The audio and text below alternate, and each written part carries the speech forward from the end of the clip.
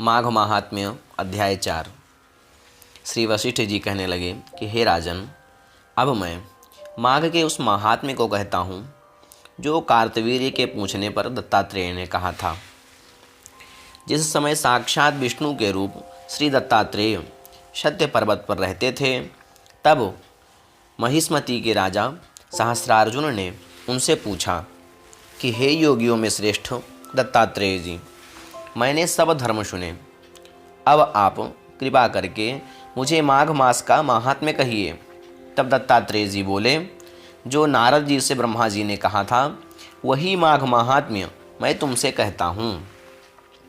इस कर्म भूमि भारत में जन्म लेकर जिसने माघ स्नान नहीं किया उसका जन्म निष्फल गया। भगवान की प्रसन्नता, पापों के नाश और स्वर्ग की प्राप्ति के लिए माघ स्नान अवश्य करना चाहिए। यदि यह पुष्ट व शुद्ध शरीर माघ स्नान के बिना ही रह जाए तो इसकी रक्षा करने से क्या लाभ।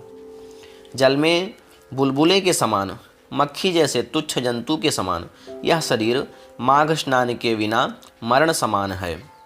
विष्णु भगवान की पूजा न करने वाला ब्राह्मण, बिना दक्षिणा के श्राद्ध, ब्राह्मण रहित क्षेत्र, आचार रहित कुल, ये सब नाश के बराबर हैं। गर्व से धर्म का, क्रोध से तप का, गुरुजनों की सेवा न करने से स्त्री तथा ब्रह्मचारी, बिना जली अग्नि से हवन और बिना साक्षी के मुक्ति का नाश हो जाता है।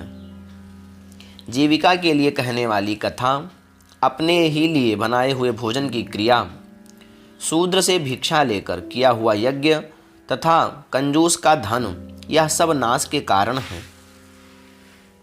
बिना अभ्यास और आलस्य वाली विद्या, असत्यवाणी, विरोध करने वाला राजा, जीविका के लिए तीर्थ यात्रा, जीविका के लिए व्रत, संदेह युक्त मंत्र का जप, व्यग्र चित्त होकर जप करना, वेद ना जानने वाले को दान देना, संस्कार में नास्तिक मत ग्रहण करना, श्रद्धा बिना धार्मिक क्रिया, यह सब व्यर्थ है।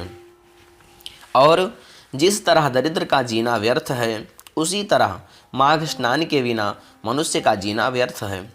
ब्रह्मघाती, सोना चुराने वाला, मदिरा पीने वाला, गुरुपत्नीगामी और इन चारों की संगति करने वाला माघ स्नान से पवित्र होता है। जल कहता है कि सूर्योदय से पहले जो मुझसे स्नान करता है, मैं उसके बड़े से बड़े पापों को नष्ट करता हूँ। महापातक भी स्नान करने से भस्म हो जाते हैं। माघ मास के स्नान का जब समय आता है तो सब पाप अपने नाश के भय से काँप जाते हैं। जैसे मेघों से मुक्त होकर चंद्रमा प्रकाश करता है, वैसे ही श्रेष्ठ मनुष्य माघ मास में स्नान करके प्रकाशमान होते हैं। काया वाचा मनसा से किए हुए छोटे या बड़े, नए या पुराने सभी पाप स्नान से नष्ट हो जाते हैं। आलस्य में बिना जाने जो पाप किए हों वह भी नाश को प्राप्त होते हैं।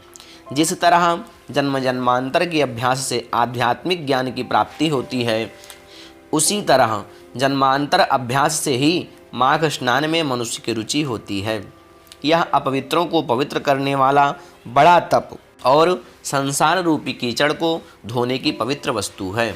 हे राजन, जो मनवांछित फल देने वाला माघ स्नान नहीं करते, वह सूर्य चंद्र के समान भोगों को कैसे भोग सकते हैं। यहाँ पे चतुर्थ अध्याय समाप्त होता है। 5वें अध्याय को सुनने के लिए हमारे दूसरे वीडियो को देखें। धन्यवाद।